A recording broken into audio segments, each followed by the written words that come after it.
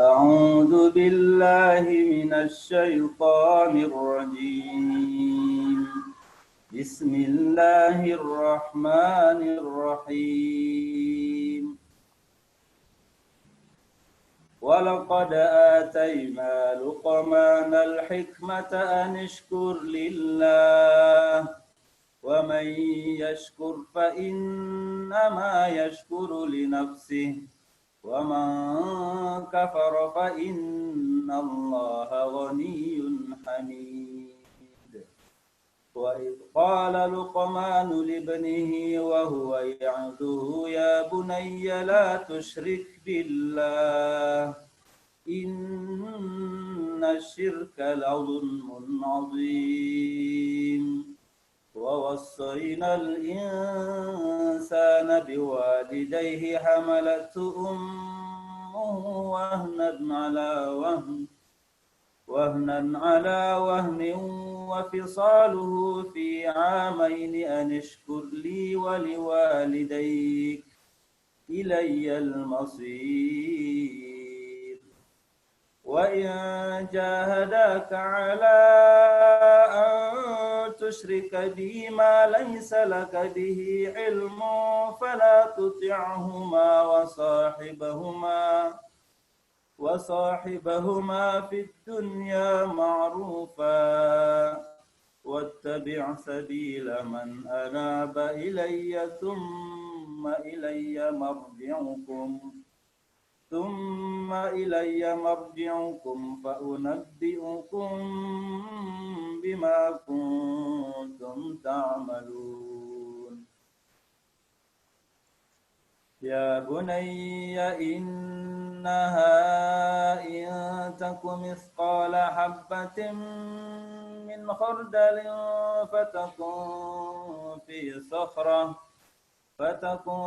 في صخرة أو في السماوات أو في الأرض يأت بها الله إن الله لطيف خبير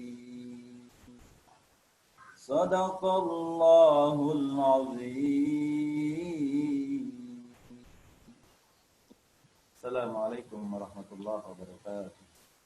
Waalaikumsalam warahmatullahi wabarakatuh. Sadaqallahul azim, sadaqallahul azim, sadaqallahul azim.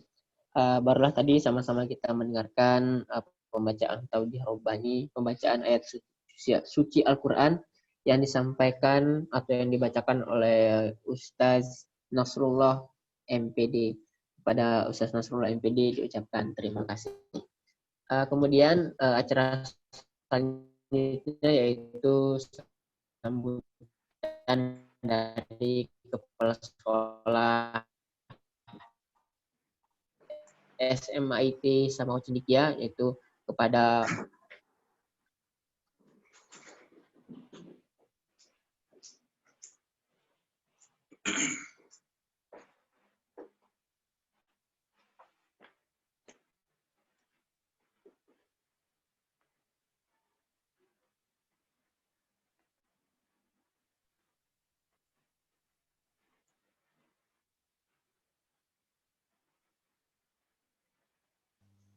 masih mute Ustaz Muslim, dihidupkan dulu.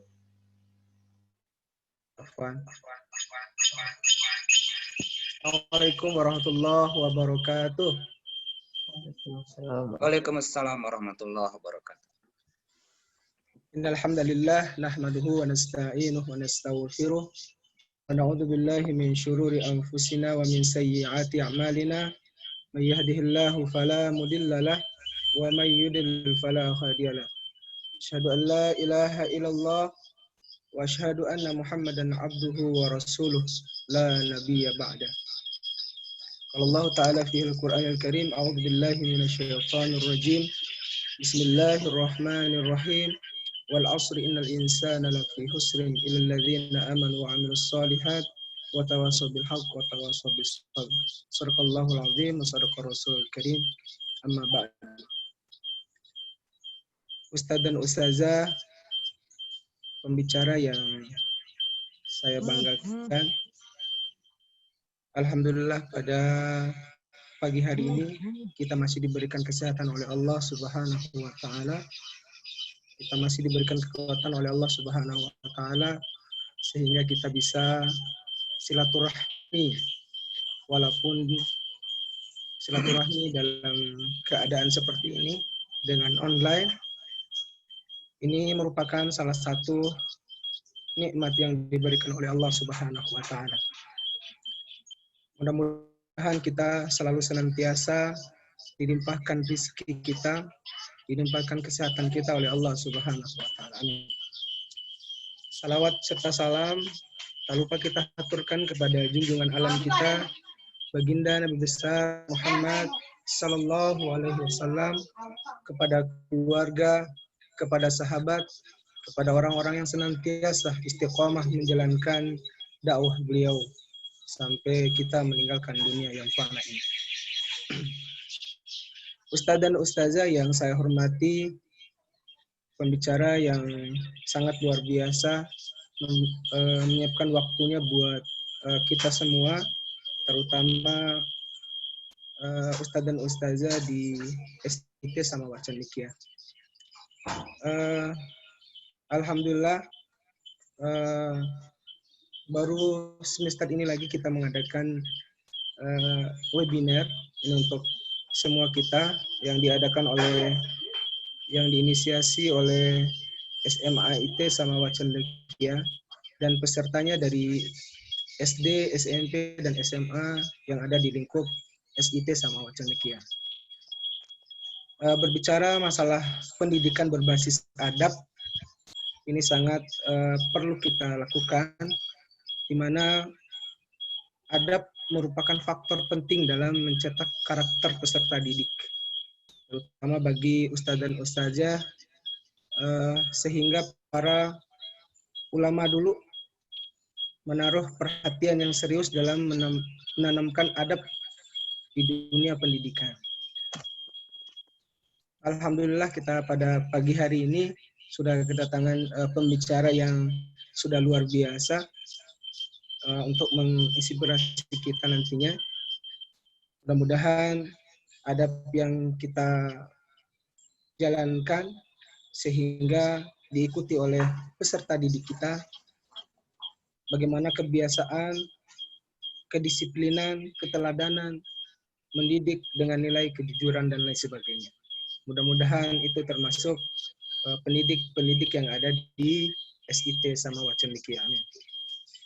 Ustadz dan ustazah yang saya hormati, mudah-mudahan kegiatan ini berjalan dengan lancar, berjalan dengan baik. Mudah-mudahan ilmu yang kita dapatkan nanti menjadi bekal kita untuk di dunia maupun di akhirat kelak. Saya ucapkan terima kasih kepada pembicara. Sekali lagi saya ucapkan terima kasih sudah meluangkan waktunya untuk mengisi di SIT sama Wacendikia ini. Terima kasih juga kepada panitia dari SMA IT sama Wacendikia yang sudah menyiapkan kegiatan ini dalam waktu singkat. Kita dalam satu pekan kita langsung menghubungi pembicara dan lain sebagainya. Akhirnya alhamdulillah pada pagi hari ini kita bisa bertemu. Semangat buat ustadz dan ustazah, kita rubah pendidikan kita ini dengan berkualitas dan adab dan akhlak yang baik buat anak kita. Jazakallah khairan katsir kepada kita semua sudah bisa bergabung. Alhamdulillah peserta yang daftar sekitar 40-an orang. Alhamdulillah baru yang masuk baru sekitar 30-an. Terima kasih banyak. Saya akhiri. Assalamualaikum warahmatullahi wabarakatuh. Waalaikumsalam warahmatullahi wabarakatuh.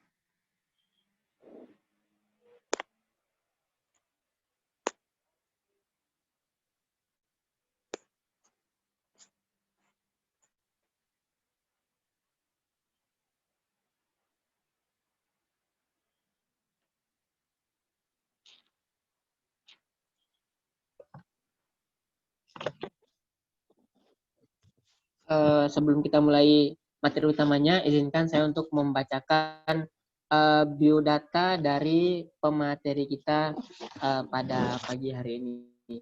Sebelumnya materi kita judul materi kita atau tema kita pada pagi hari ini adalah memahami penerapan pendidikan berbasis adab di sekolah.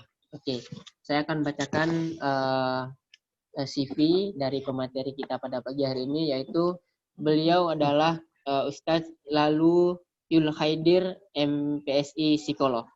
Beliau lahir di Anjani tanggal 17 Januari 1983.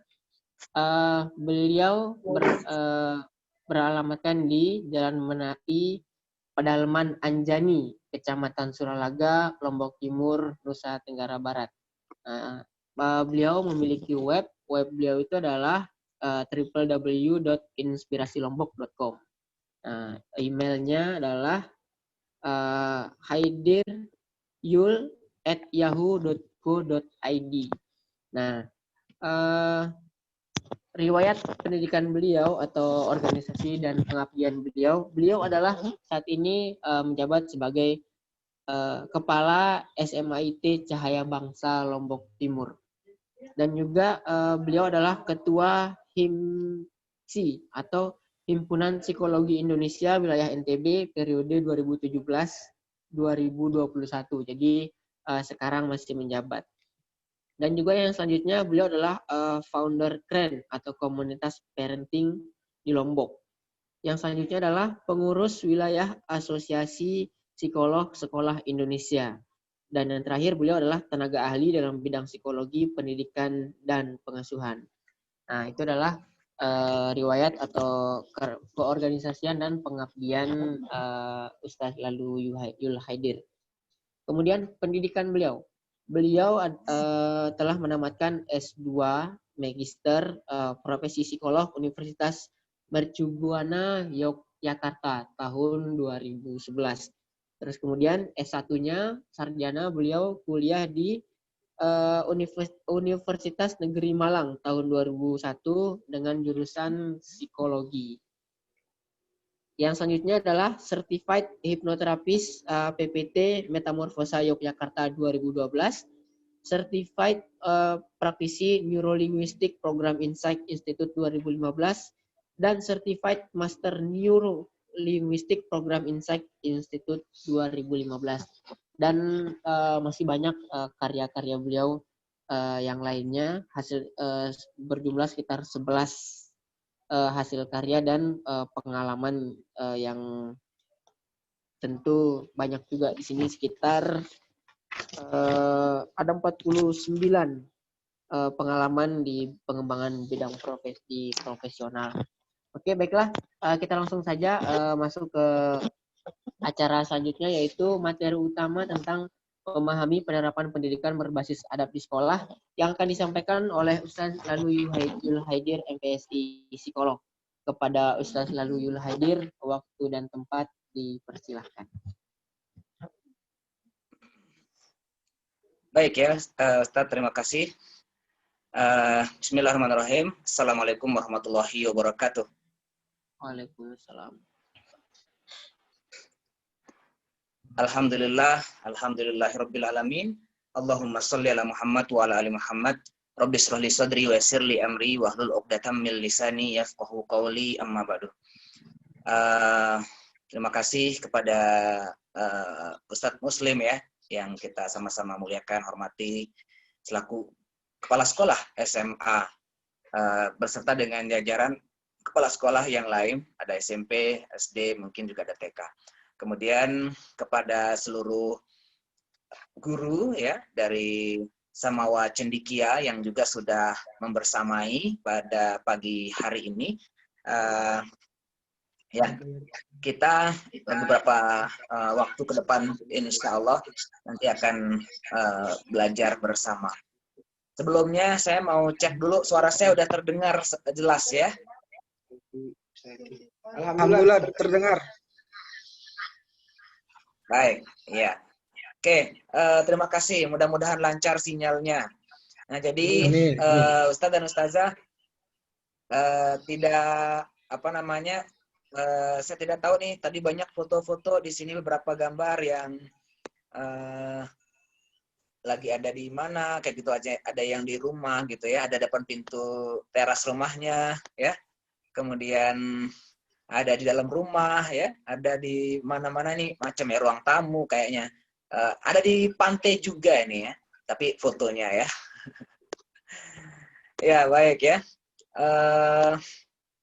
Ya, alhamdulillah kita bisa bersilaturahim pada pagi hari ini sampai nanti mudah-mudahan bisa 9:30 ya, karena saya jam 10 sudah harus wawancara lagi ya dengan kegiatan paslon, kebetulan pemeriksaan psikologi paslon pilkada serentak. Sehingga kemarin ini yang saya sampaikan kepada Mas Muslim memungkinkan untuk saya bisa mengisi atau tidak mengisi itu karena sangat dinamis sekali waktunya ya. Tadi malamnya kita sampai jam 12:30 gitu ya. Nah, Ustadz dan Ustazah sudah siap tentunya ya kita untuk belajar hari ini. Informasi yang sudah disampaikan oleh Ustadz Muslim mungkin sejak beberapa hari lalu, sehingga kita punya bayangan bahwa hari ini kita akan berbicara tentang tema adab gitu. Awalnya mungkin direncanakan hanya untuk SMA, namun bisa diikuti juga oleh teman-teman dari SD, kemudian SMP dan lain-lain. Ya, dan memang adab ini tidak hanya menjadi kebutuhan satu level usia kelas, satu level kelas, tapi kemudian memang seluruh ya, sepanjang hidup kita masih belajar, tentang adab. Ya, ada PowerPoint saya yang sudah tershare di sini oleh host, dan mungkin nanti saya tidak akan berpatok kepada PowerPoint secara penuh ya. Nanti saya coba akan menyampaikan ini saja, beberapa hal yang kemudian menjadi kebutuhan teman-teman. Nah, saya sebelum kemudian memulai materi, boleh dulu saya ingin tahu nih kita yang diharapkan dari materi ini apa? Kita berbicara tentang adab itu, terus kalau sudah tahu tentang adab kita mau ngapain? Boleh di chat di room chat, kemudian disebutkan dari mana, dari TK atau SD, SMP kayak gitu, SMA gitu ya. Silakan Ustadz dan Ustazah boleh ngechat. Yang diharapkan dalam waktu yang cukup singkat ini untuk memulakan tentang adab, mau apa? Saya bisa sharing apa? Saya bisa bantu sharing apa? Boleh Ustadz dan Ustazah chat di room. Dan disebutkan dari mana ya, dari TK atau KSD atau SMP atau SMA. Nah, nanti dari situ kita bisa juga untuk mengarahkan materi kita, dan jika diperlukan mungkin nanti bisa kita lanjutkan dengan workshop dan lain-lainnya. Ya, silakan yang sudah ready, yang sudah siap, yang sudah tidak perlu ballpoint dan kertas ya. Ya, kita langsung untuk nge-chat gitu ya, nge-chat di room chat. Harapannya untuk hadir di sini apa? Ya, memang adab ini menjadi perhatian banyak orang ya. Kalau saya kemudian melihatnya sekarang itu, saya tidak tahu, saya boleh izin mengatakan cenderung latah. Tema adab ini satu gebrek gitu ya, dimunculkan oleh satu tokoh yang kemudian viral misalnya ke sana kemari tentang adab ini, maka kita ramai berbicara tentang adab. Mudah-mudahan tidak seperti itu adanya.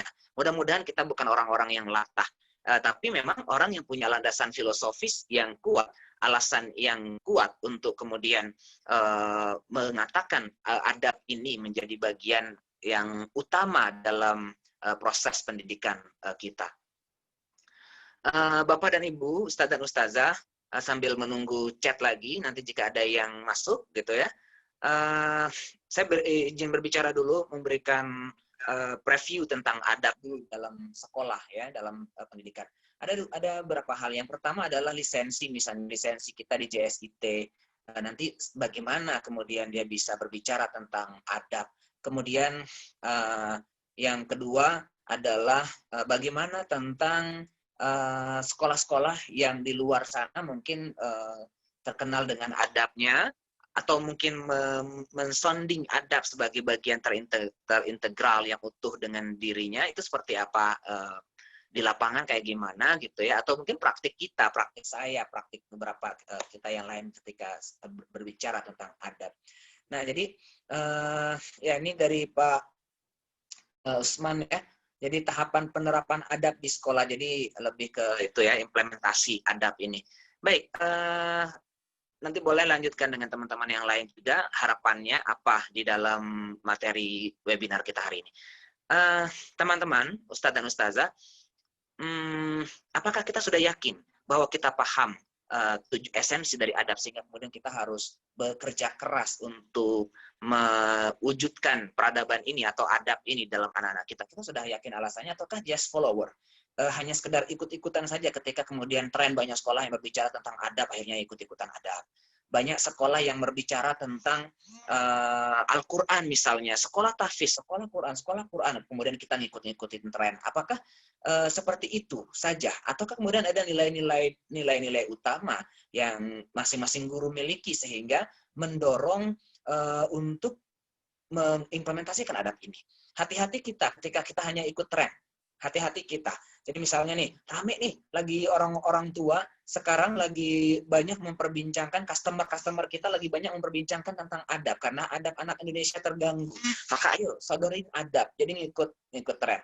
Boleh, itu bisa, karena memang basis kita adalah kebutuhan masyarakat kan, untuk kemudian melakukan assessment, penelitian bagaimana kebutuhan dari marketing, sasaran market kita kayak gitu, boleh seperti itu. Dan yang mulia lagi, yang powerful lagi adalah ketika guru punya value dasar dari internal dirinya. Kenapa saya harus termotivasi, terdorong untuk kemudian menjadikan adab ini menjadi bagian yang utuh di dalam sekolah, terlepas nanti bagaimana caranya.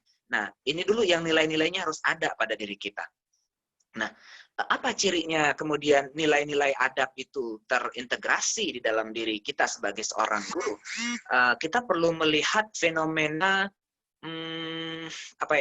fenomena masyarakat gitu. Apakah loss adab ya, adab, apakah loss adab ataukah kemudian masih baik gitu.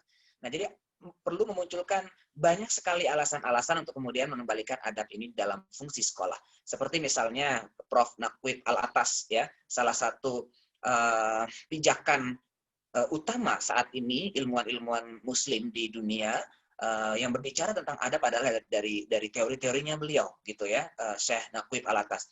Jadi tahun 70-an kalau tidak salah beliau sudah pernah mengatakan mengiklankan, mentaklimatkan, menjelaskan bahwa apa yang terjadi dengan umat muslim saat ini, hari ini, mungkin yang disebut dengan tertinggal, kemudian bermasalah mungkin ya, adalah karena the loss of adab. The loss of adab katanya. Jadi memang kehilangan adab sehingga kemudian berimbas kepada tatanan-tatanan kehidupan yang lain. Dan muncullah kemudian masalah-masalah yang populer selama ini kita baca di media atau melihat di sekitar kita. Nah, jadi itu ya Ustadz dan Ustazah, perlu menjamin kepada diri kita setiap guru untuk kemudian mengetahui kenapa sih kita harus mengangkat isu adab di dalam sekolah. Ya, di sini sudah masuk ya dari Ustadz Husnayadi, SMA, agar guru bisa mengajarkan, mencontohkan adab, bukan hanya mengajarkan ilmu. Oke, dari SDIT, dari Ustazah Siti Kasmarani, adanya perubahan adab yang lebih baik, kemudian mengetahui tips yang efektif menerapkan adab untuk anak milenial, ya, agar istiqomah.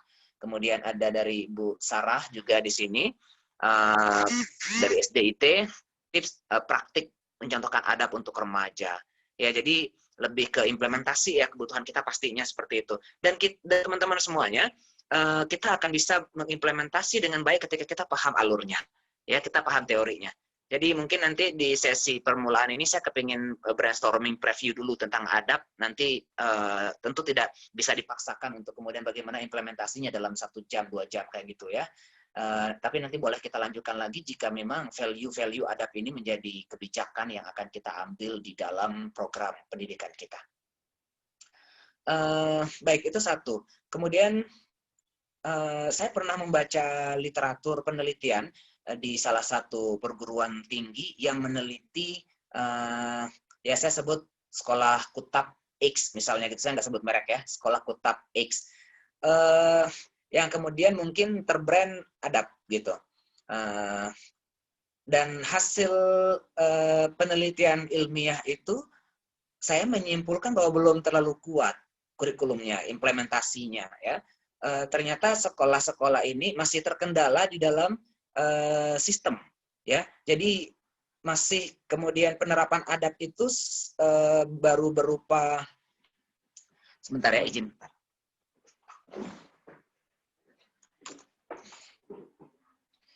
Ya, penerapan adab itu masih berupa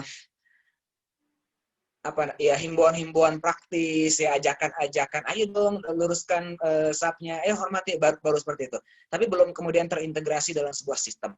Ustazah, sebelum kemudian ketika kita ingin berbicara tentang adab, maka dia harus terintegrasi dengan sistem. Paling gampang adalah, sudah adakah kata bunyi peradaban atau adab dalam visi sekolah kita? Sudah ada itu enggak? Kalau enggak ada, kemungkinan ini tidak akan bisa terimplementasi dengan baik ya, karena memang kan kita bergerak itu berdasarkan visi sekolah. Kemudian yang kedua, bisa kita cek juga mungkin anggaran kali ya, mungkin anggaran untuk building peradaban atau adab di Samawa Cendekia itu sudah ada mengcover nggak, tercover nggak, atau kemudian tidak ada. Ini juga bisa kita cek. Kemudian form evaluasi, kemudian proses pembelajaran yang terjadi, kemudian evaluasi guru, apakah kemudian guru itu beradab atau tidak, kayak gitu. Ini perlu kita tahu sistemnya. Ketika kemudian dia tidak memiliki mekanisme sistem, tidak ada dokumen yang mengkontrol hal itu, maka adab itu hanya menjadi energi satu orang, dua orang saja yang tidak kemudian tersistematis. Nah, jadi ini kita memang banyak seringkali terdorong, ayo adab, yang diutamakan adab. Tapi kemudian kita tidak punya cukup sistem yang baik untuk kemudian menjadikan adab itu dalam sehari-hari pembelajaran kita. Izin, contoh misalnya di sini saya ya di Cahaya Bangsa juga termasuk concern ya, Ustadz Suryadi misalnya, atau pendiri yayasan dan beberapa teman-teman yang lain itu sangat concern terhadap adab. Dan ya oke, silakan itu masukan, usulan, kayak saya sampaikan usulan teman-teman semuanya untuk kemudian menjadikan sekolah ini menjadi sekolah yang berbasis adab dan melihat, memantau adab anak-anak dan guru. Maka ya contoh kecil ya, cara saya mengimplementasikannya sekarang adalah akhirnya ada kurikulum kajian adab di core program yang keempat, yaitu program spiritual misalnya, spiritual program, yang dimana kemudian materi adab terstruktur untuk SMA ini ya, terstruktur untuk anak SMA, yang kemudian diberikan dalam bentuk ceramah setiap maghrib. Dan tidak hanya sampai di situ, kemudian kita lihat juga misal nih ada satu cerita yang ingin saya bagi dari Cahaya Bangsa kemarin ya. Seorang anak yang kemudian tidak membawa HP-nya ke dalam kelas, sementara dia harus mengikuti Zoom webinar dan beberapa alat teknologi yang harus dia butuhkan, proses teknologi yang harus dia butuhkan dengan HP. Nah kemudian dia nggak bawa, akhirnya dia menjadi marah ke teman-temannya, mungkin ya marah ke dirinya sendiri, dan tidak menikmati proses belajar itu. Ketika guru kemudian menawarkan, ini pinjam HP saya, pinjam HP Ustazah, boleh digunakan. Kemudian dia menunjukkan adab yang mungkin kita terjemahkan menjadi tidak beradab. Dia bilang nggak usah. Ya dia tepis tangan gurunya gitu dan menolak dibantu oleh gurunya. Nah, itu bisa kita katakan kemudian ini terganggu adabnya terhadap orang dewasa, terhadap guru. Dan keesokan harinya setelah ada pengantar materi adab ya, setelah ada materi adab yang kemudian memang berbicara juga di situ tentang adab terhadap guru, maghrib, kemudian isya-nya, pada sholat isya dia udah datang ke gurunya dan memeluk, menangis, minta maaf kepada gurunya misalnya. Nah, jadi itu pengaruh proses edukasi atau kemudian yang biasa kita katakan ceramah terkait dengan adab, Maka ini penting untuk kemudian kita jaminkan pada kurikulum kita atau ya sistem yang kita lakukan, di mana dia bisa masuk materi-materi adab itu, karena adab itu kan sangat banyak ya, mulai dari adab masuk kamar mandi sampai adab memandikan jenazah misalnya. Jadi seluruhnya itu ada. Ustadz dan Ustazah, kalau kemudian kita berbicara tentang implementasi ini pasti pengantar dulu. Saya nih dulu di Nur Hakim 6 tahun ya, saya nyantri. Kemudian belajar tentang akhlakul banin, belajar akhlakul banin. Itu nggak selesai satu kitab karena mungkin nggak tuntas ya saya mengajinya waktu itu.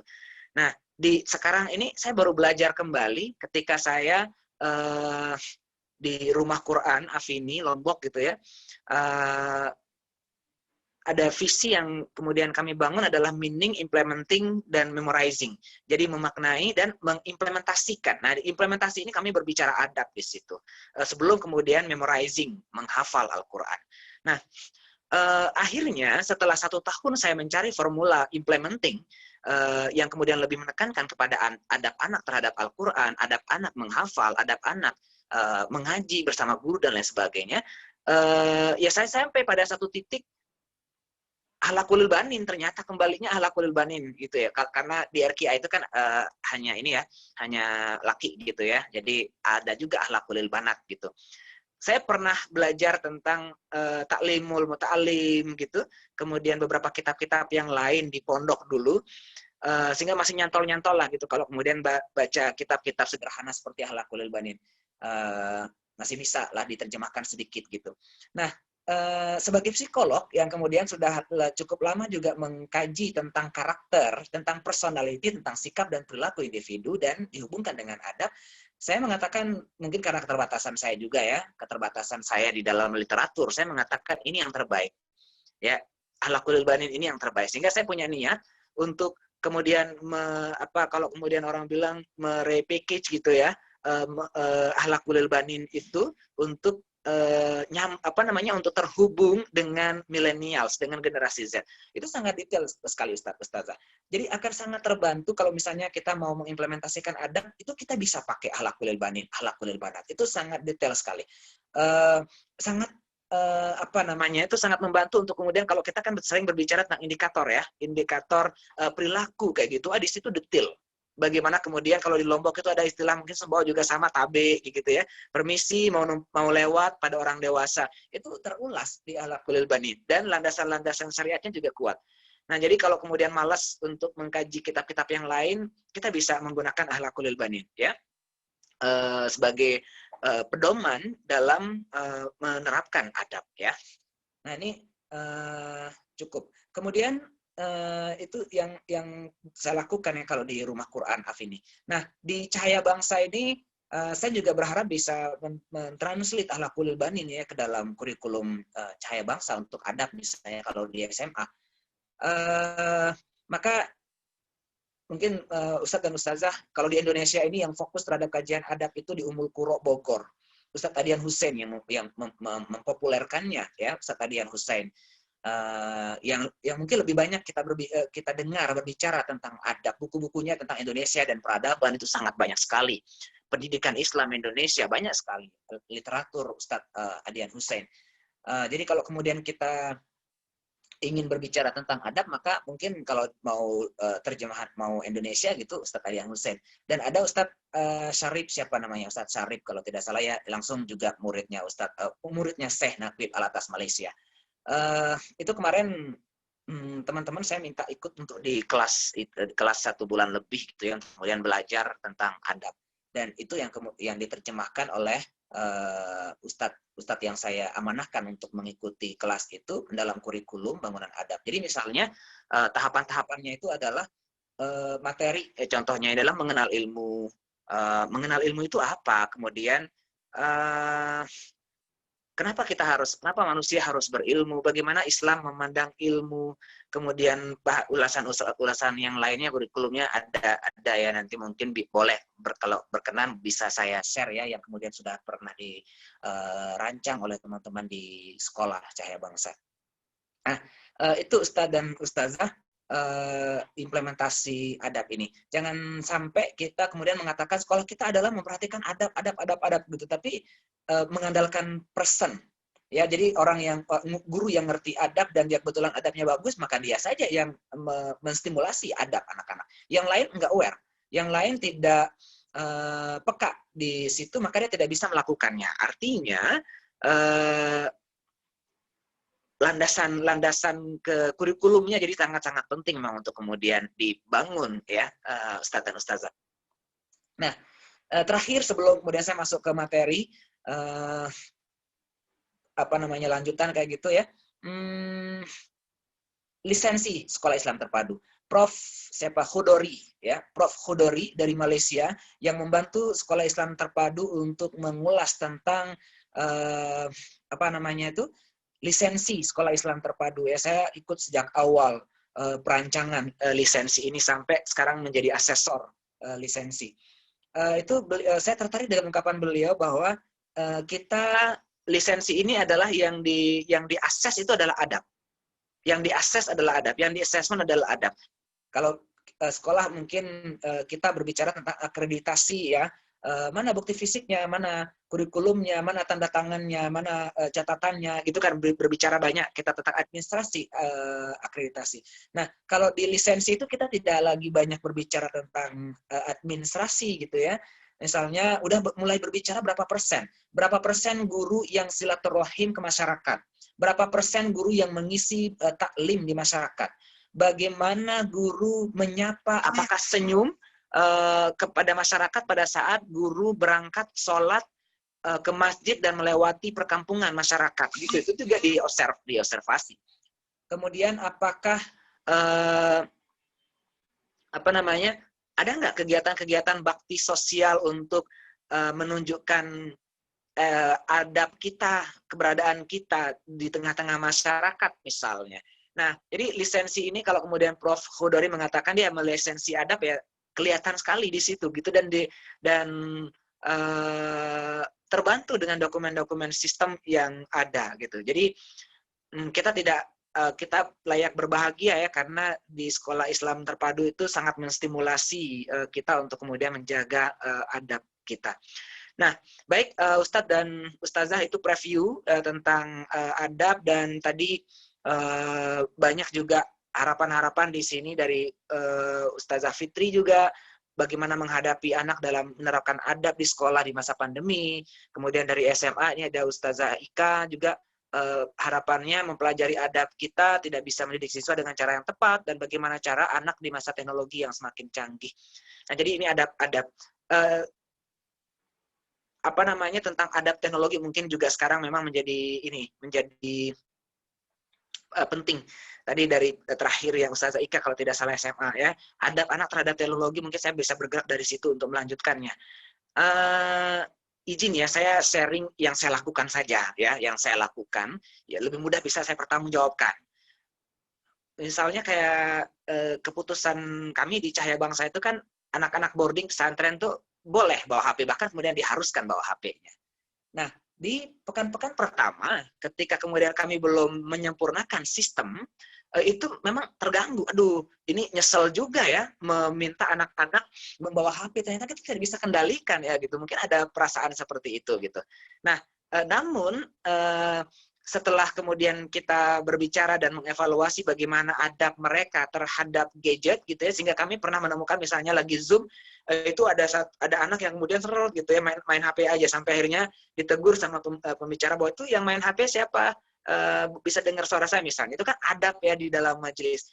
Nah, dan sekarang sangat bagus adab anak-anak ya. Jadi bagaimana indikator bagusnya?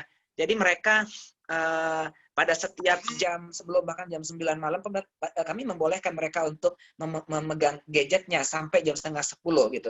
Tapi jam 9, sebelum jam 9 itu mereka sudah memutuskan untuk misalnya, ayo dikumpulkan HP-nya, Fulan kumpulkan HP-nya. Inisiatif mereka sendiri, artinya mereka sudah paham adab mereka untuk ber-HP. Kemudian mungkin kalau sebelumnya adalah ketika satu santri datang ke shelternya, dia lihat temannya main HP, dia diabaikan, dia bertanya, dia tidak didengar, dia mau minta tolong, bantu saya angkat galon ke atas misalnya, dia tidak direken, dia tidak diberikan bantuan karena temannya tadi main gadget. Nah, tapi setelah proses adab itu secara baik kita rencanakan, itu sudah tidak terjadi lagi sekarang, ya. Sehingga kemudian menurut mereka adalah, sekarang kami sudah lebih bagus, lebih aware. Jadi kalau kemudian ada teman yang minta tolong, kami bisa lepas HP dan bisa mengatur kapan kami menggunakan HP gitu. Ada dua yang saya amati kenapa kemudian berhasil seperti itu. Yang pertama adalah kami menerjemahkan do and done. Boleh dan tidak boleh di dalam ber-HP. Jadi adab dalam ber-HP lah kalau kemudian kita mengatakan seperti itu. Dan kami terjemahkan do and done. Do-nya adalah boleh menggunakan HP dalam jam-jam segini. Kemudian menggunakan, nanti juga boleh saya bisa sharing juga ya, jika dibutuhkan. Itu kan contohnya dalam penggunaan teknologi. Dalam penggunaan teknologi, adab teknologi. Nah, nanti selain tema teknologi juga bisa membuat hal yang sama. Dan dari mana ini do and done ini prinsipnya dari mana? Dari landasan syariat, dari hadis, dari ayat. Bahwa ketika kemudian Rasulullah berbicara dengan temannya, maka 180 derajat ya, Rasulullah wajah beliau menghadap ke lawan bicaranya. Nah, kalau kita dengan HP kan ada apa istilahnya itu ya, fokus dengan HP gitu. Jadi kita nggak menyapa hanya oh ya bagaimana, oh ya gitu. Jadi sesekali saja itu kan juga menggambarkan adab yang terganggu. Nah, jadi itu, dan untuk ya setelah diterjemahkan do and don't itu selesai masalah adab dengan gadget itu, saya rasa selesai, sehingga anak-anak kemudian nampak bagus sekali adabnya. Dan ada sesuatu yang kedua kenapa itu bisa berhasil adalah itu tidak hadir dari guru, tapi hadir dari siswa sendiri. Ya, jadi guru itu hanya memfasilitasi, dan ini bisa dilakukan pada anak-anak dari TK bahkan bisa. Ya, jadi kita tidak misalnya mulai sekarang akan berlaku aturan bahwa kamu siswa harus begini, 2 begini, 3 begini, tidak boleh melakukan ini dan seterusnya. Selesai, paham, ada yang mau bertanya, itu dari Ustadz. Oke, itu dari kebijakan sekolah yayasan yang akan kalian harus taati sebagai siswa. Ada yang bertanya, sudah jelas? Oke, siap, jalankan ya besok ya. Nah, ini enggak menstimulasi adab, enggak menguatkan adab anak, karena adab itu lahir dari internal anak sendiri. Ya. Pola-polanya adalah lebih kepada membangun polanya lebih kepada membangun dialog ya, dialog dua arah, dialog interaktif bertanya, dan student center, mungkin kita berbicara tentang student center, jadi lebih ke situ. Kemampuan komunikasi guru untuk mendeliver pesan tentang adab itu juga sangat dipentingkan agar anak-anak bisa mudah, sehingga apapun adab yang dia tentukan bagi dirinya sendiri itu lahir dan kuat dari dirinya sendiri. Itu akan lebih ajak ya. Walaupun kemudian memang bisa dia lahir dari aturan-aturan dari sistem tadi. Nah, secara bertahap, jangka waktu panjang ya, yang terbaik adalah adab itu, sopan santun itu hadir dari anak sendiri. Ustadz dan Ustazah, kita perlu kemudian satu persepsi tentang adab. Sebelum kemudian ke slide, ada yang perlu didiskusikan di sini dari teman-teman semuanya, kira-kira ada tergambar bayangan nggak tujuan hadirnya itu, ada yang sudah mulai terpenuhi bayangannya, ataukah ada yang ingin diperdalam sebelum kemudian saya ke slide? Kita masih ada waktu sekitar 40 menitan gitu ya untuk belajar bersama. Adakah yang mau berdiskusi? Boleh chat, boleh video sebelum saya ke slide. Saya mungkin, Ustaz.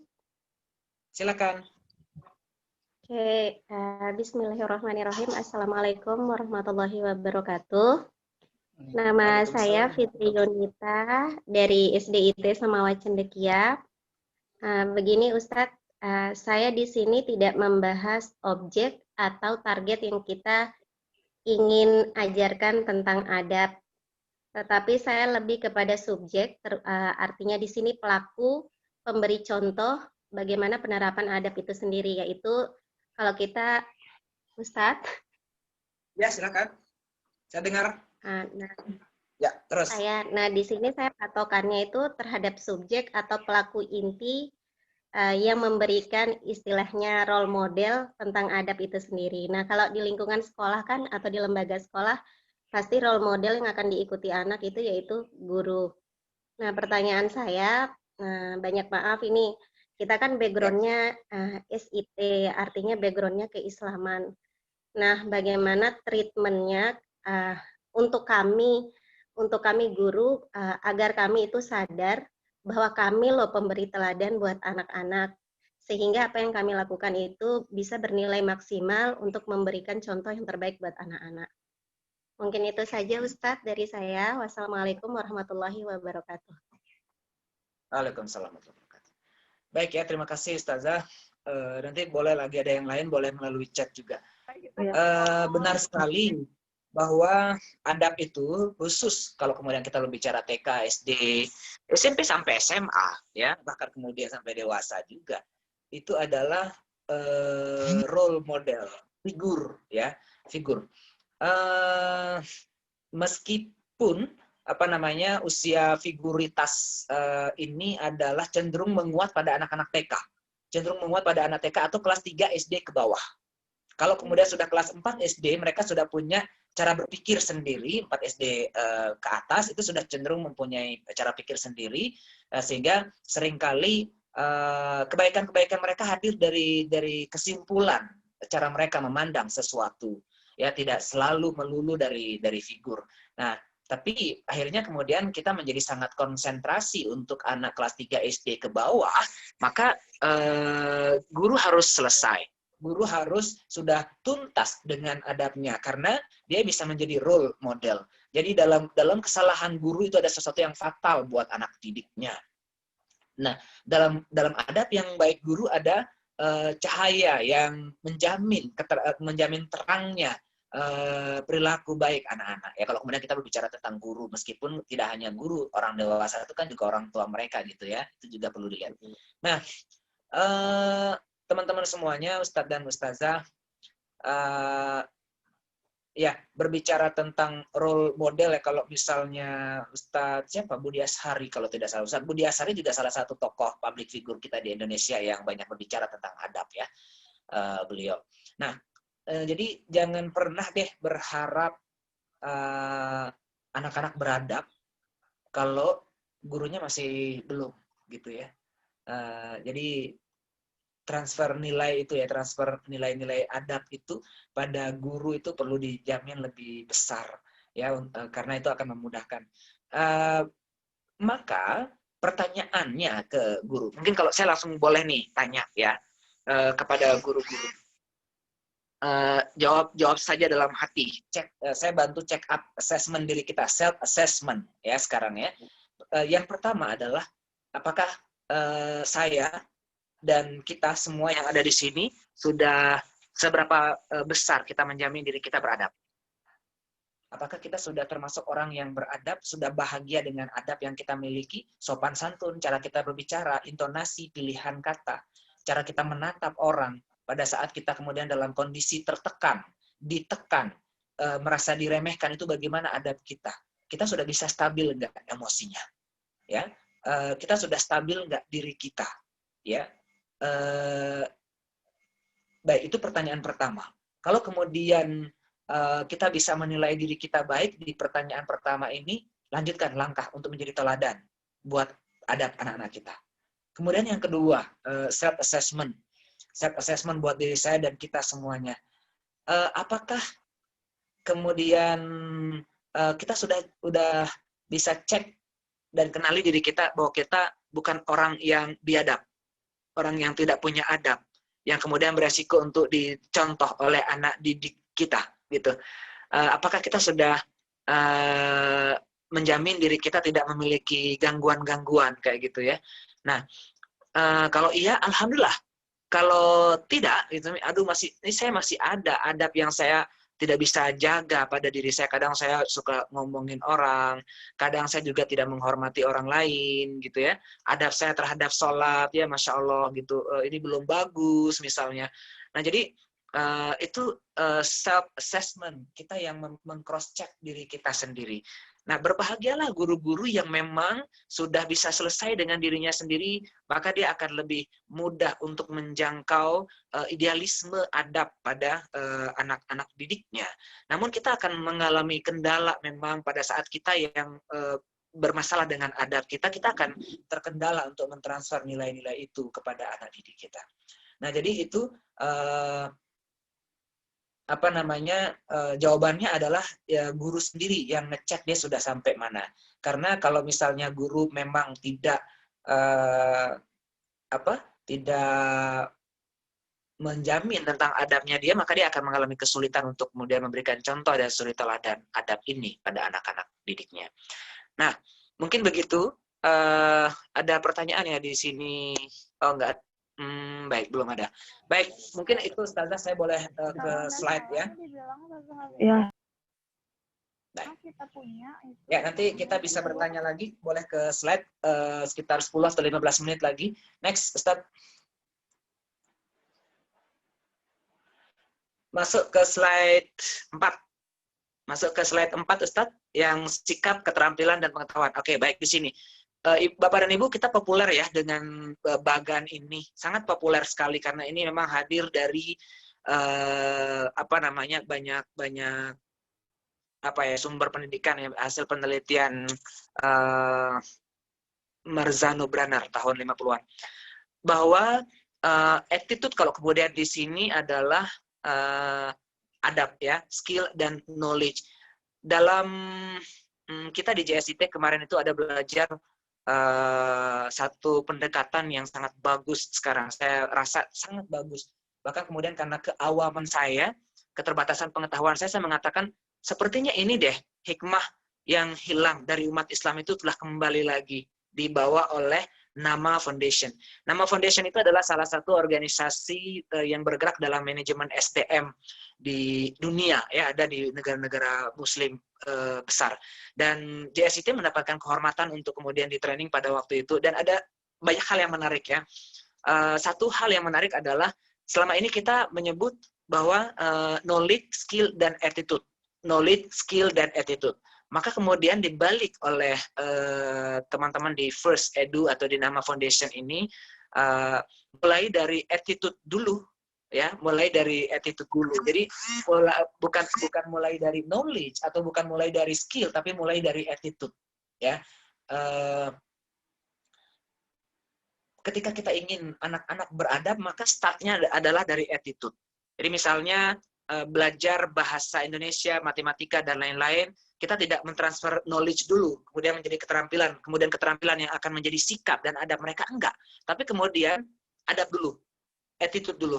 Silakan duduk yang bagus dulu, penerimaan Anda bagus gak dengan materi ini, kira-kira apa yang akan nanti Anda bayangkan dan apa yang akan Anda lakukan dari proses pembelajaran ini akan seberapa bermanfaat buat adab Anda misalnya. Itu mulainya dari attitude dulu. Setelah dia selesai dengan attitude-nya baru masuk ke knowledge. Oke, sekarang kita akan mengetahui tentang hal ini. Apakah Anda sudah mengetahui ini pendapat siapa dan lain-lain? Ya, baru kemudian ke skill. Nah, jadi ini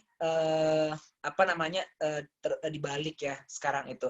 Dan ini kalau kemudian ini selaras juga dengan teorinya pendapatnya Marzano dan Branner ini, bahwa bergerak dari attitude dulu, mulai dari SD, kemudian dari SMP, kemudian dari SMA, baru kemudian lanjutannya adalah porsi skill yang besar, lebih besar, kemudian knowledge gitu. Jadi attitude-nya porsinya lebih besar. Maka layak kalau kemudian kita yang selama ini Imam Syafi'i misalnya menyebutkan bahwa orang peradaban itu diumpamakan oleh beliau adalah seperti seorang perempuan, seorang ibu-ibu yang kehilangan anak satu-satunya dan dia mencari anak itu karena dia kehilangan anak, ya. Seperti itulah pentingnya adab, ya. Jadi itu Imam Syafi'i gitu ya, atau Rasulullah ahsinu adabahum gitu ya. Jadi perbaiki adab anak-anak kalian juga. Ini menjadi sangat penting untuk kemudian bergeraknya itu adalah dari adab, porsi di adab. Akan teman-teman begini, kita akan saya lihat sangat mudah atau membackup kita itu adalah ketika kita memiliki nilai-nilai attitude yang baik. Mungkin dengan BPI kita sangat terbantu ya, Bina Pribadi Islam itu sangat terbantu. Sehingga kita tidak seperti guru-guru di luar sana yang berorientasi kepada apa pelajaran hari ini, mana RPP-nya, mau ulangan apa, berapa nilai kognitifnya, kayak gitu. Itu kan knowledge ya. Tapi guru-guru yang kemudian mempertahankan adab dan attitude, dia akan berbicara tentang bagaimana anak itu belajar di dalam kelas. Minggu pertama bagaimana, minggu kedua ada perubahan nggak sih cara dia bersikap, minggu pertama ada yang tidur nggak anak-anak, kemudian minggu kedua dia masih tidur nggak di dalam kelas. Kemudian bagaimana penerimaan dia senang nggak, dia tersenyum nggak pada saat dia belajar, dia banyak izin keluar tidak, dia bertanya, misalnya kemarin ada dosen yang menceritakan kepada kami, dia aktif bertanya di dalam kelas, tapi pertanyaannya itu tidak terhubung dengan materi, bahkan kemudian cenderung menjadi bahan ketawaan teman-temannya yang lain. Misalnya kan artinya masalah dengan adab. Nah, ini ketika kemudian guru konsentrasi ke situ, ke attitude, maka ini adalah porsi yang besar untuk kemudian mengembangkan adab. Tapi kalau guru kemudian lebih banyak mengevaluasi beberapa KKM-nya, tuntaskah KKM-nya, kemudian pada materi mana di matematika yang dia tidak paham, pada materi mana di bahasa Indonesia yang dia tidak paham, oke, kita privat ya, kita remedial ya misalnya. Nah, ketika kita berorientasinya banyak ke situ, ini juga akan tergerus dong energinya untuk kemudian memperhatikan adab. Nah, jadi di sini teman-teman. Dan itu adalah dibentuk memang dari TK, porsinya sangat besar, SD porsinya juga masih besar, begitu juga dengan SMP. Ya, tentang adab atau karakter ini, Bapak dan Ibu, ada penelitian teman saya bahwa dia efektif untuk dibangun pada anak TK dan SD dan tidak efektif pada anak SMA. Jadi kalau mau merubah karakter atau merubah adab, itu sangat bisa pada anak TK, tapi tidak bisa pada anak SMA. Jadi karena anak SMA itu sudah terbentuk, itu hasil risetnya dia ya. Walaupun kemudian di lapangan mungkin Ustadz di sini, Ustadz Muslim dan teman-teman yang lain, atau mungkin bahkan saya gitu, enggak juga sih kayak gitu. Karena misalnya kayak di Cahaya Bangsa sekarang saya membersamai anak dengan ragam karakternya, itu dalam waktu beberapa minggu, beberapa bulan bisa berubah karakter dia, bisa berubah adabnya, itu SMA. Nah, jadi bergantung kepada metode akhirnya. Nah, walaupun kemudian hasil penelitian itu juga nggak bisa diremehkan, karena itu adalah proses ilmiah yang mengatakan, menyimpulkan bahwa berat untuk merubah adab anak pada saat SMA. Sehingga mari konsentrasi, mari manfaatkan golden age di usia TK dan SD ini, kalau kemudian tidak mau berat untuk berubah nanti pada SMA. Ya, jadi seperti itu. Next slide. Baik, terima kasih. Ustadz dan Ustazah, ini prestasi itu diawali dari adab. Ya, anak-anak yang memiliki adab belajar yang baik, adab yang baik itu, dia bisa mencerna ilmu secara baik. Kemudian kompetensinya, kesungguhannya itu akan baik dan dia berprestasi. Izin lagi, saya ingin bercerita tentang pengalaman saya mendampingi anak-anak yang berlomba. Yang kemudian mungkin beberapa kita di sini sudah mendapatkan kabar baik itu ya, bahwa Cahaya Bangsa mendominasi lomba riset nasional. Mohon doa untuk mudah-mudahan bisa menang dan bisa mewakili Indonesia nanti di level internasional. Saya melihatnya anak-anak yang saya bina ini bukan anak-anak spesial, bukan anak-anak yang kemudian memiliki kapasitas kognitif wow banget gitu, enggak. Ya, kemudian apalagi di angkatan pertama gitu, di angkatan pertama kan kita sumbernya sangat beragam, kita belum mensegmen market kita belum, jadi sangat beragam. Mulai kita bisa melayani anak yang udah sangat jago dengan teknologi, sampai ada yang misalnya belum bisa ngetik di laptop, itu juga bisa, kita akan ketemu dengan situasi begitu. Nah, saya melihat pada saat saya proses mendampingi anak-anak dengan tugas besar untuk kemudian melakukan penelitian, harus menyelesaikan proposal sampai tengah malam, harus konsisten, harus membaca gitu ya, membaca buku, internet, merangkumnya dan lain sebagainya. Apalagi anak kelas 1 SMA, dia belum pernah bersentuhan dengan riset-riset karya ilmiah remaja, itu belum populer. Ini kaget mereka kayak gimana.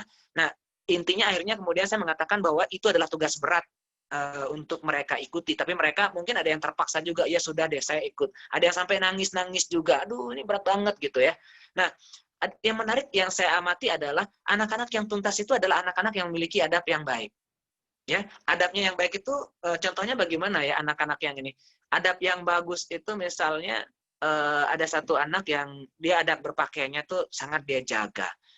Perempuan, dia harus menggunakan kaos kakinya. Kalau ketemu dengan ustadznya, kemudian dia belum mengenakan kaos kaki, maka dia akan sangat merasa bersalah dan segera melindungi dirinya.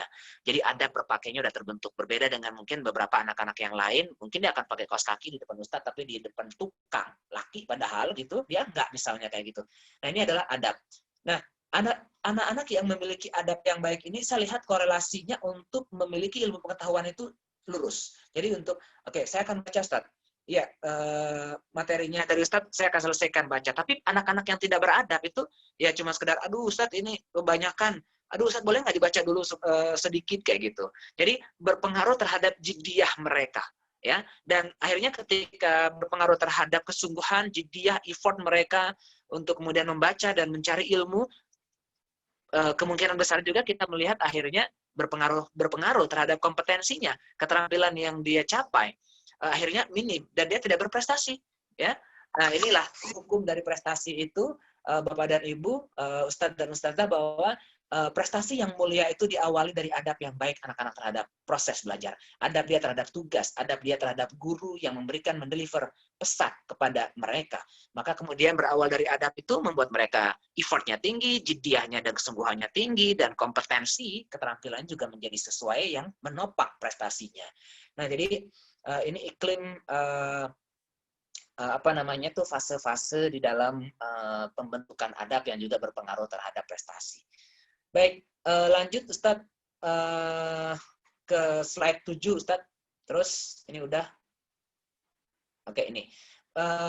Teman-teman Ustadz dan Ustazah, bahwa adab itu adalah menurut Imam Ghazali ya, dia adalah pendidikan lahir batin yang mencakup perkataan, perbuatan, keyakinan, dan niat. Adab itu tidak selesai sampai perkataan dan perbuatan saja. Ya, adab itu tidak selesai sampai misalnya adab tadi saya contohkan, saya ketemu dengan anak-anak yang misalnya adab terhadap berpakaiannya sudah selesai dari perkataannya, perbuatannya, keyakinannya, dan niatnya sudah selesai. Maka saat dia bertemu dengan saya, dia tetap menutup auratnya. Dan pada saat dia ketemu dengan tukang sekalipun, dia tetap menutup auratnya. Ini sudah adabnya udah jadi. Tapi pada anak-anak yang masih adab di perkataan dan perbuatan, belum lari pada keyakinan dan belum lari ke hati, belum lari ke niat, maka dia hanya kemudian akan berhijab pada saat saya suruh, saya berkata, gunakan hijabmu. Saya meminta untuk kemudian dia menunjukkan perilakunya, ambil jilbabnya dan pakai jilbabnya misalnya. Belum sampai kepada keyakinan dan niat. Nah, sehingga adab itu selesai dia dengan 4 aspek ini. Sehingga apakah kemudian negara-negara non-muslim misalnya ya, yang lebih bersih, lebih rapi, lebih jujur masyarakatnya bisa dikatakan lebih beradab dibandingkan dengan masyarakat muslim misalnya kayak gitu ya. Ya menurut beberapa pakar akhirnya mengatakan tidak dong, tidak. Karena adab beda karakter dengan adab. Ya, beda karakter dengan adab. Jadi adab itu menjadi pembedanya adalah niat dan keyakinan ini, serta dia terhubung ke nilai-nilai spiritualitas. Dia bukan spiritualitas ya, spiritual itu juga bisa, non muslim juga bisa gitu ya. Akhirnya kita di sini dengan nilai keimanan kita, dengan tauhidnya kita, terhubung dengan tauhid, terhubung dengan sunnah. Itu kemudian dikatakan beradab. Jika kemudian anak-anak kita berhijab, menggunakan kaos kakinya, beradab berbicaranya, dan landasannya adalah karena diperintahkan oleh Rasulullah, dan Allah juga mengatakan agar saya menjaga ucapan-ucapan saya menjadi positif, tidak menyinggung orang lain, wah itu dikatakan beradab. Namun kalau misalnya belum terhubung dengan Allah, belum terhubung dengan tauhid, ini tidak dikatakan beradab, karena adab itu nilai-nilainya adalah syariat. Ya, nilai-nilainya dari nilai-nilai keislaman. Baik, lanjut. Ustaz, masuk ke slide, kalau kita berbicara slide, nah ini, masuk ke slide ini, Ustaz, masuk ke slide 13. Aspek adab. Terus,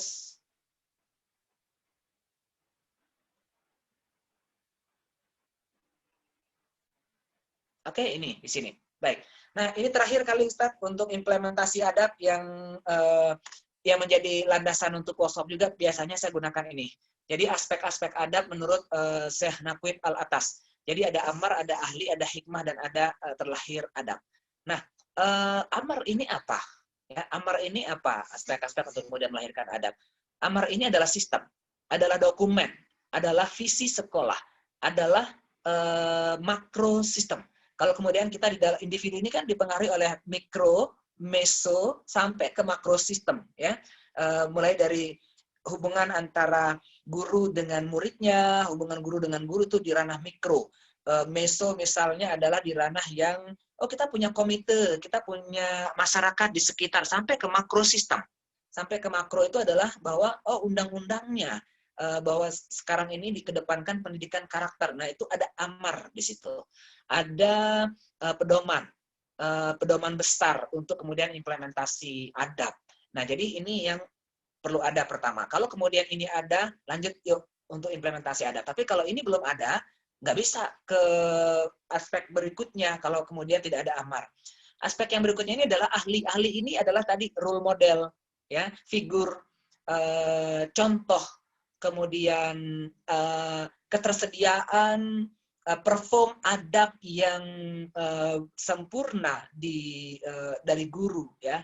Jadi ini adalah ahli yang mendeliver adab itu. Anak-anak kita kenapa kemudian dia tidak beradab? Karena dia minim, ya ada beberapa pendapat tokoh gitu ya, dia minim figur. Ya, jadi karena kehilangan figur, makanya kemudian anak tidak menemukan di mana contoh yang baik. Karena di sini dilihat buruk, di situ orang buruk, itu akhirnya menjadi buruk. Nah, selanjutnya dengan figur ini, semakin banyak figur, semakin banyak ahli, semakin banyak guru yang beradab, semakin banyak anak-anak yang beradab. Nah, itu ahli. Nah, kemudian hikmah. Hikmah ini adalah, next slide, Ustadz. Baik, hikmah ini adalah penempatan segala sesuatu secara tepat, ya.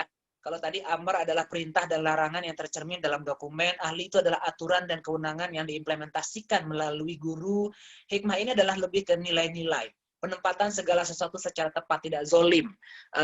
Anak-anak bisa sadar, bisa mengetahui, bisa mengetahui banyak informasi. Jadi semakin banyak ilmu yang dimiliki anak tuh semakin berhikmah dia. Karena dia punya alasan yang berlimpah untuk taat kepada guru itu dia punya banyak alasan. Untuk beradab pada temannya tuh dia punya banyak alasan. Contoh, Ustazah. Saya pernah menangani misalnya kasus bully di sekolah. Kasus bully di sekolah. Kenapa Ananda membuli teman-temannya? Kenapa kalian bully teman-temannya? Alasannya adalah, Ustaz kan kita cuma main-main, nggak tahu kalau dia kemudian tersinggung dan akhirnya menjadi seperti itu. Ya, yang saya tangkap dari ucapan itu adalah mereka tidak tahu. Mereka tidak bisa membedakan mana main dan mana bully yang berbahaya. Nah, artinya di sini mereka perlu hikmah. Hikmah salah satunya adalah ilmu. Untuk kemudian, kalian tahukah bahwa bully itu haram loh hukumnya? Dalam Islam itu bully itu diharamkan.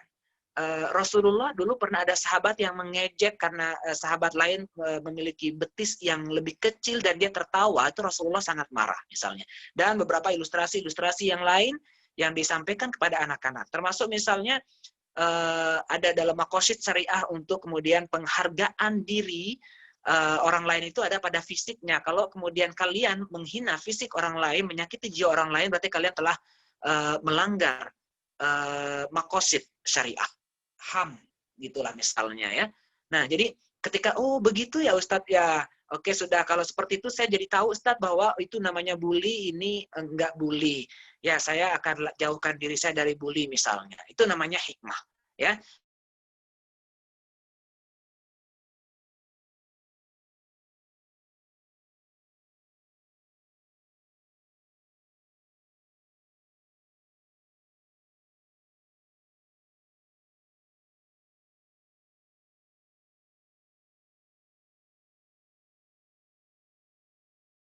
Untuk mengantarkan diskusi kita pada hari ini. Saya boleh kembalikan kepada moderator untuk kemudian kita berdiskusi, kurang lebih kita punya waktu mudah-mudahan 10-15 menit. Terima kasih.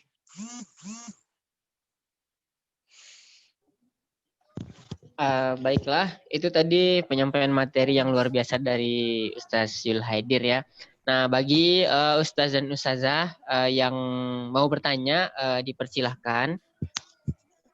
Bisa aktifkan mic-nya, terus kemudian menyebutkan nama dan melangsungkan pertanyaan kepada Ustaz Yul Haidir ya. Oke. Gufron Ustaz. Oke. Ustaz Gufron, silakan. Assalamualaikum warahmatullahi wabarakatuh. Waalaikumsalam.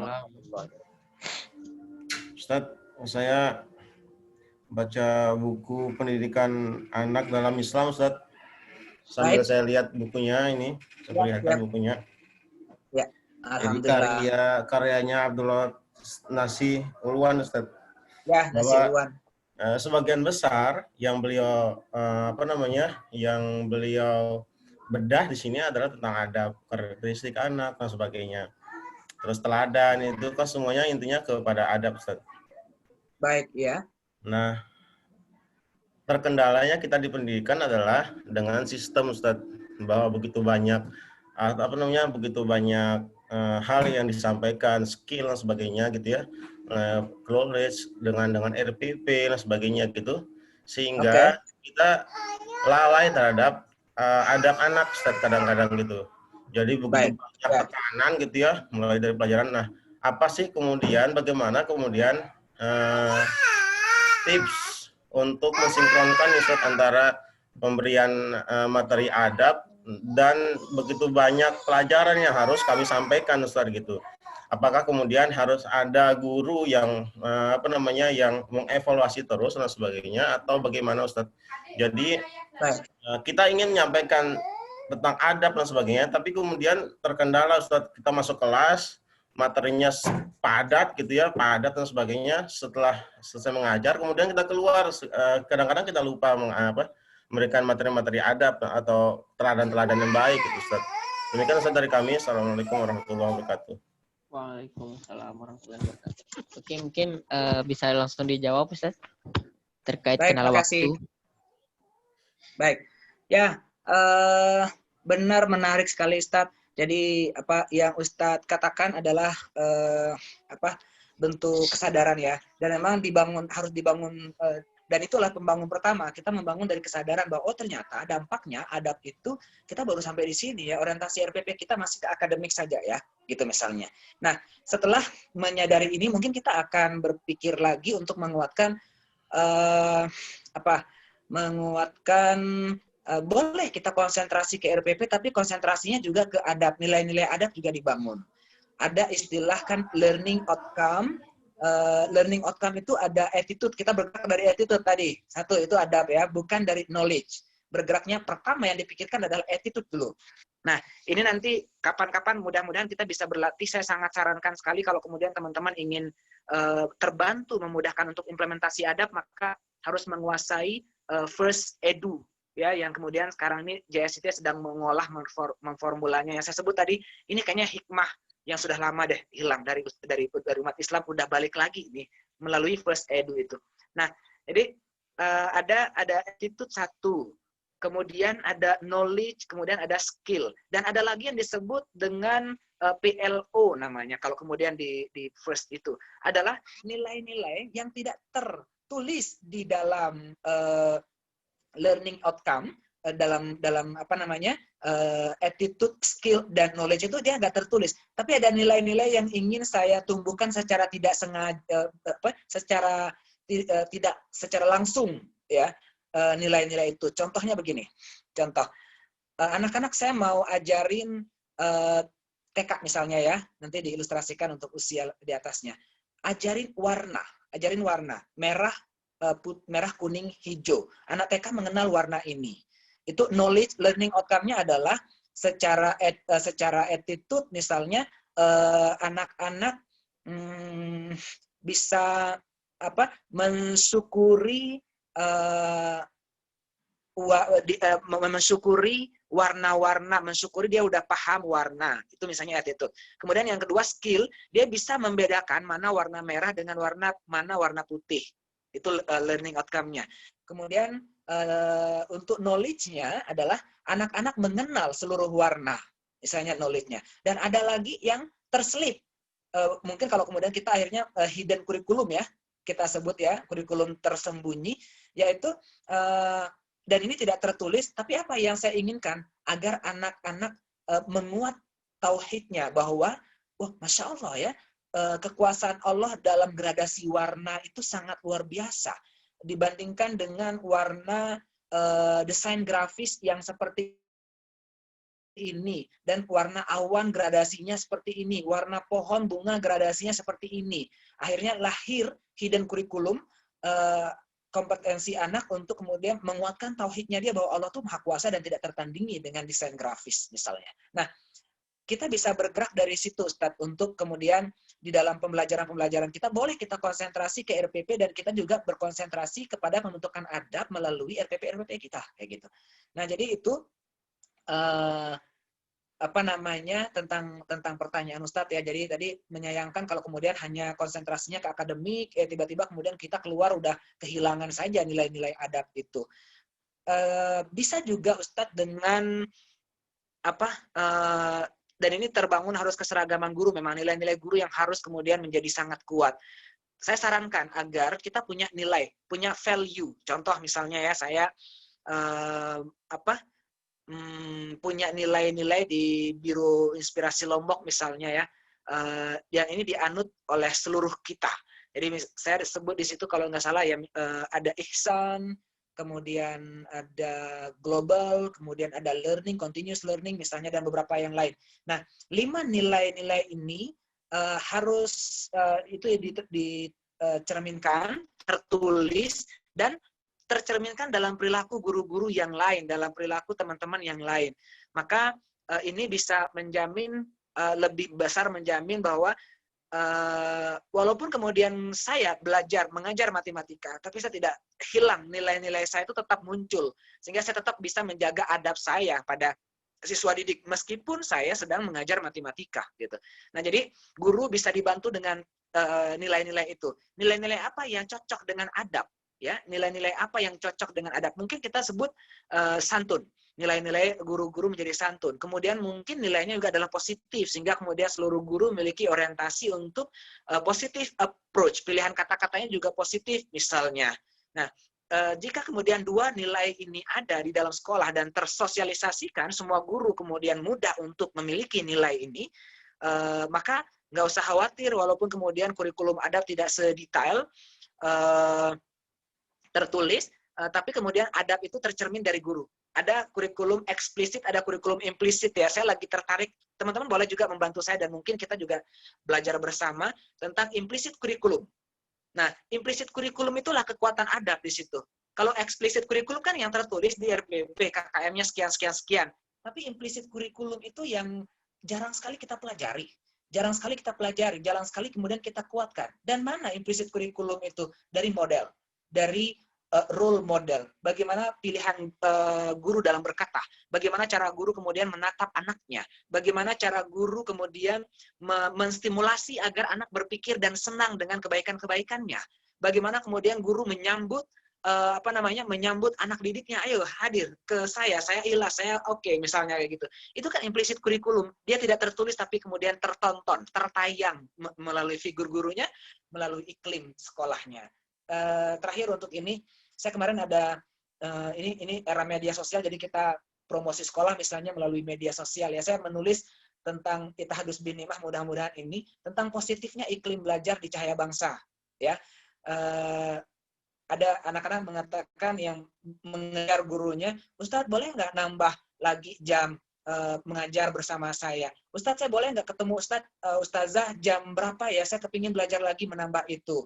Kemudian tidak hanya anak-anak juga yang berkata seperti itu, tapi guru-guru yang lain juga bilang, Ustadz kayaknya nggak cukup deh jam saya hanya 40 menit saja, 1 jam itu. Bisa nggak saya ketemu dengan anak di jam lain nanti untuk mentransfer? Karena saya lihat anak-anak semangat itu menyemangati saya dan lain sebagainya.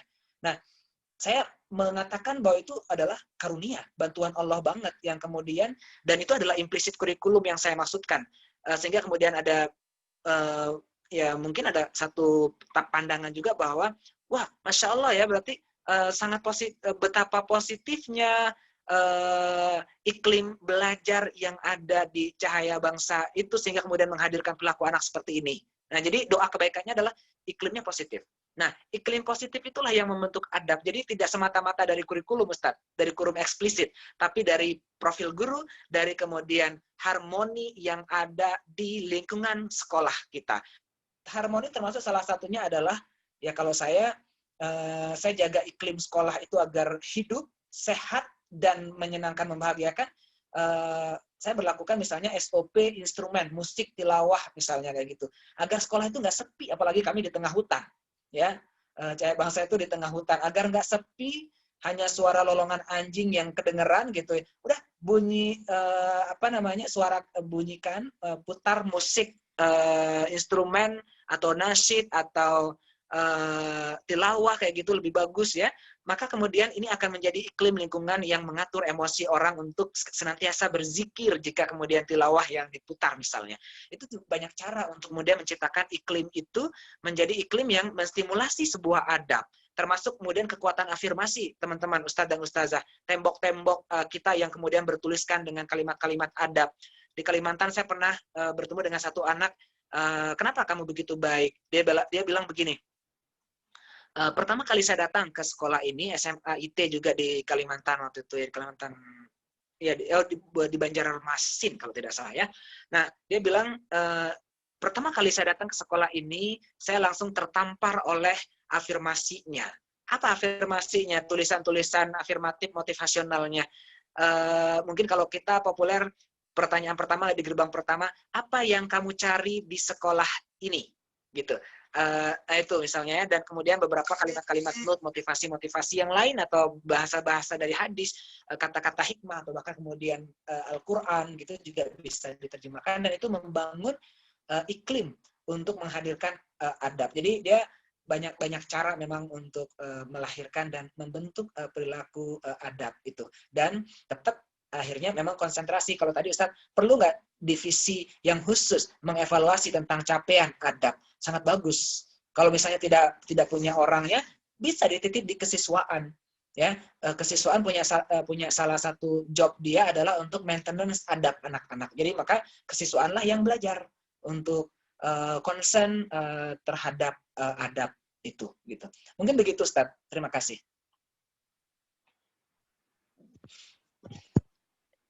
Ya, itu tadi jawaban yang luar biasa ya dari Ustaz Yul Haidir. Bagaimana Ustaz Gufron?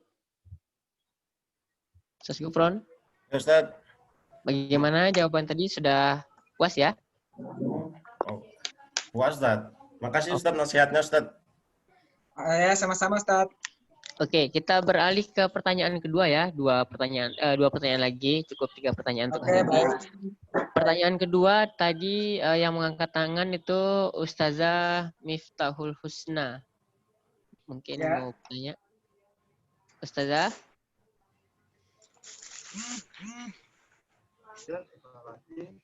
Baik. Ya, silakan Ustazah. Baik, Ustaz, terima kasih atas waktunya. Assalamualaikum warahmatullahi wabarakatuh.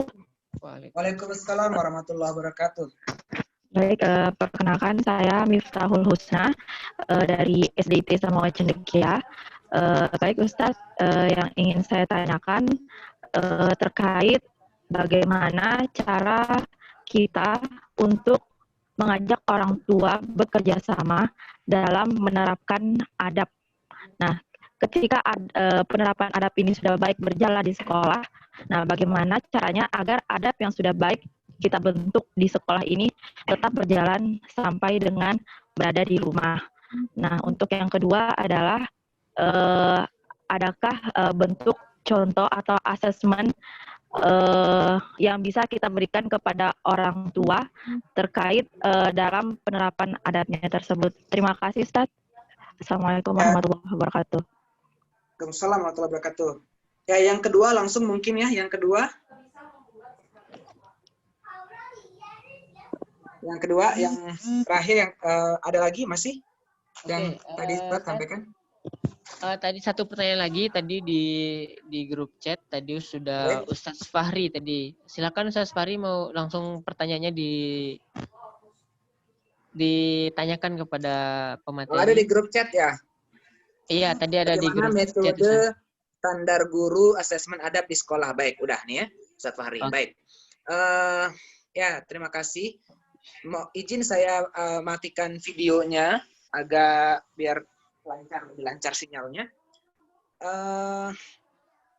Yang tadi disampaikan oleh Ustazah dengan Ustadz Fahri untuk apa ya, assessment dan orang tua, ada dua yang saya tangkap. Ada nggak contoh assessment? Ada nggak contoh untuk kemudian melibatkan orang tua? Bagaimana dengan adab itu gitu? Kalau assessment itu bisa kita buat sendiri juga. Saya sendiri sih nggak pakai assessment ya. Kalau kemudian untuk implementasi adab ini saya tidak pakai assessment. Jadi langsung ke program yang kami rancang, kurikulum adab yang disampaikan di boarding ya pada malam hari maghrib kayak gitu misalnya. Nah kemudian di boarding itu yang dideliver ke guru agar guru juga memiliki awareness, kesadaran tentang untuk implisit kurikulum itu. Guru mengizinkan, mengikhlaskan dirinya menjadi wadah atau jembatan kurikulum adab yang kita minta atau yang kita tulis atau yang kita harapkan terbentuk kepada seluruh sistem kita, guru maupun murid gitu. Jadi saya belum pakai assessment, tapi kalau kemudian kita berpikir mau assessment, tergantung juga kebutuhannya.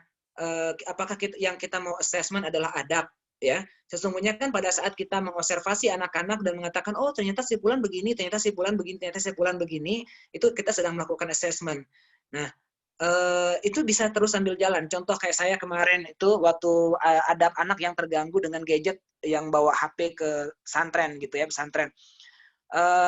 Ternyata terganggu ya adabnya. Maka itu kan adalah saya sesungguhnya telah melakukan assessment. Maka saya kumpulkan kembali, evaluasi lagi.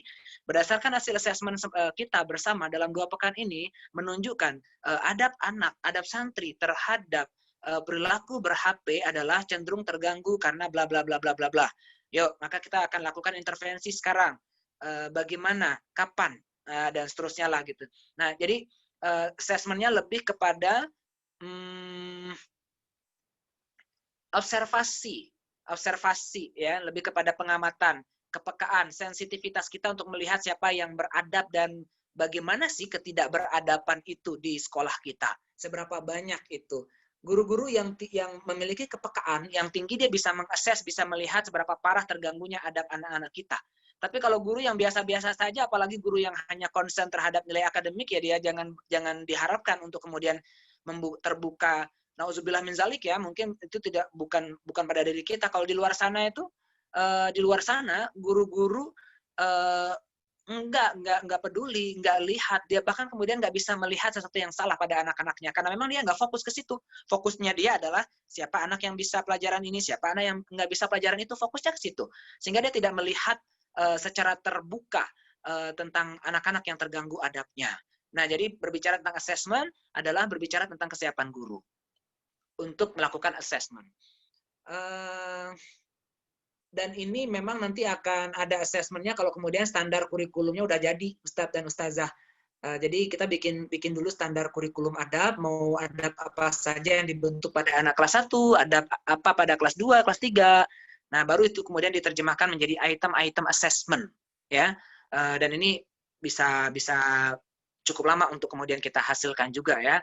Kalau kita concern mungkin bisa 1 bulanan gitu, kalau enggak ya bisa 1 tahun 2 tahun. Mungkin itu. Kemudian untuk orang tua memang adab ini adalah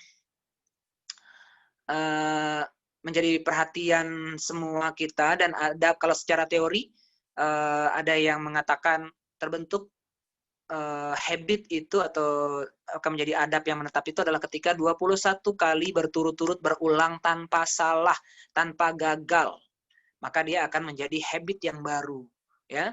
21 kali berturut-turut melakukan kebaikan, maka itu berpotensi menjadi adab baru. Jadi misalnya nih, adab masuk kamar mandi, mendahulukan kaki kiri keluarnya mendahulukan kaki kanan. Hari pertama dia lakukan seperti itu. Hari kedua dia belajar lagi, berhasil. Hari ketiga lakukan lagi. Hari keempat berhasil terus sampai hari ke-15. Hari ke-16 ternyata gagal. Harus ulang lagi. Berarti dari 1 sampai 21 kali. Ya, dan ini adalah memang untuk memastikan berhasil itu perlu konsisten maintenance-nya, mengevaluasinya, memaknainya dan senang menjalankannya. Misalnya pada anak-anak kita itu adalah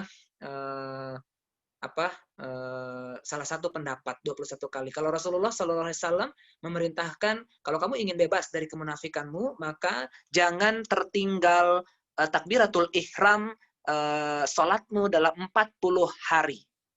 Ya, 40 hari tidak boleh tertinggal salat jamaah takbiratul ihramnya, maka terbebaslah dari kemunafikan. Ya, itu jadi 40 hari. Atau kalau orang-orang yang bertakwa lahir dari 30 hari Ramadan, la'allakum tattaqun, gitu ya.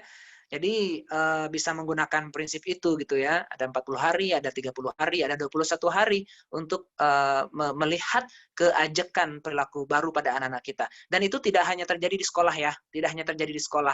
Karena kebaikan adab itu hadir dari dua lingkungan yang berbeda. Kalau kemudian dia baik di sekolah saja, belum. Dia harus baik juga di rumah. Jadi rumah dan sekolah adalah dua lingkungan di mana kemudian anak-anak hidup, maka dua hal itu tidak boleh terganggu. Jadi standarnya harus sama. Ketika dia beradab di sekolah, dia beradab di rumah. Pada saat dia beradab di rumah, dia pasti beradab di sekolah. Karena adab itu tidak terpisah. Dia lekat menjadi bagian dari anak yang mengatur kehidupan dia di seluruh tempat. Ya, dia beradab.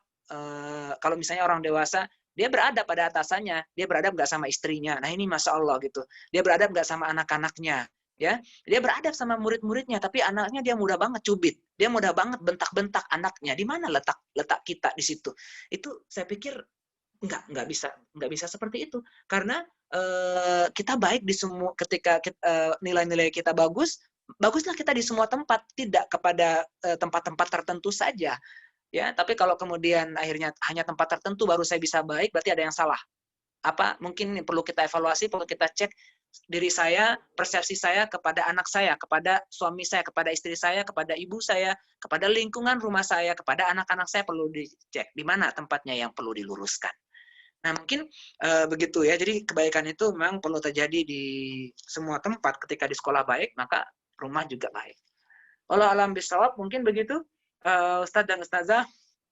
Saya pikir itu yang bisa saya sampaikan pada sesi pagi hari ini, dan selanjutnya mohon izin saya sudah harus melangsungkan proses wawancara di Rumah Sakit Provinsi, berangkat ke situ.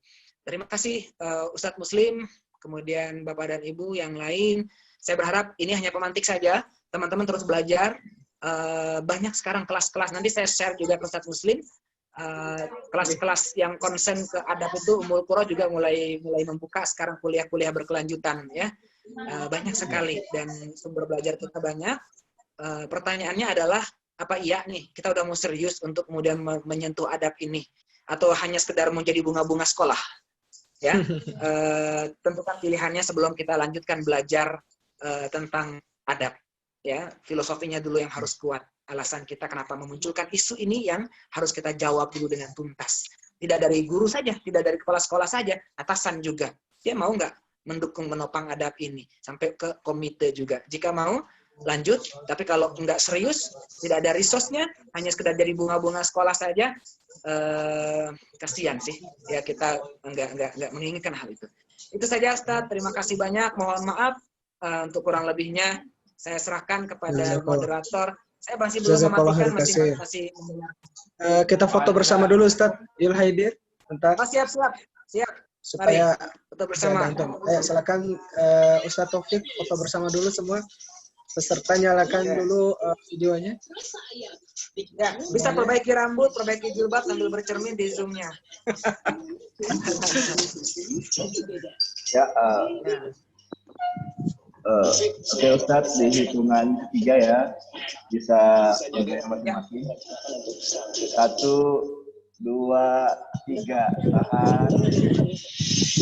Nah, sekali lagi. 1, Gaya bebas, gaya bebas.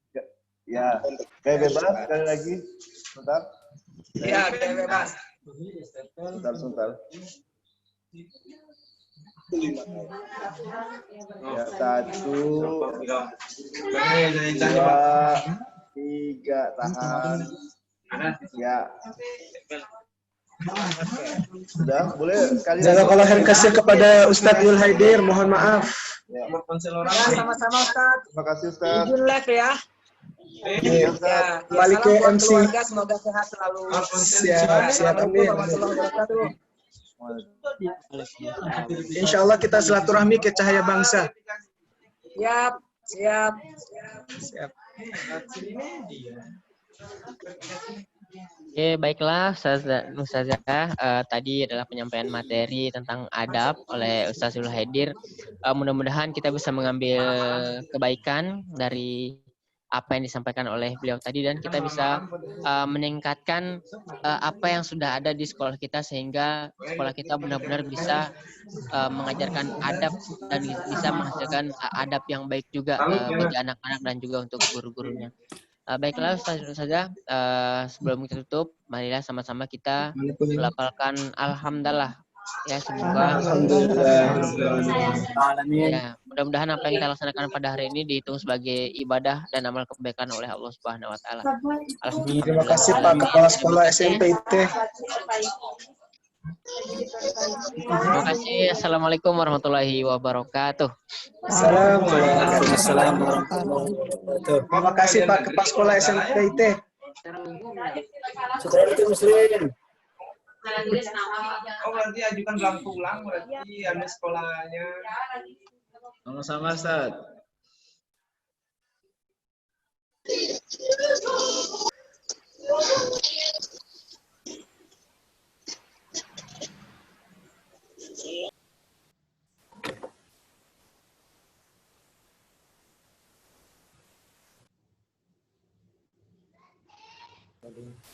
Ini berat rasa berpisah ini, pada tidak mau live ya.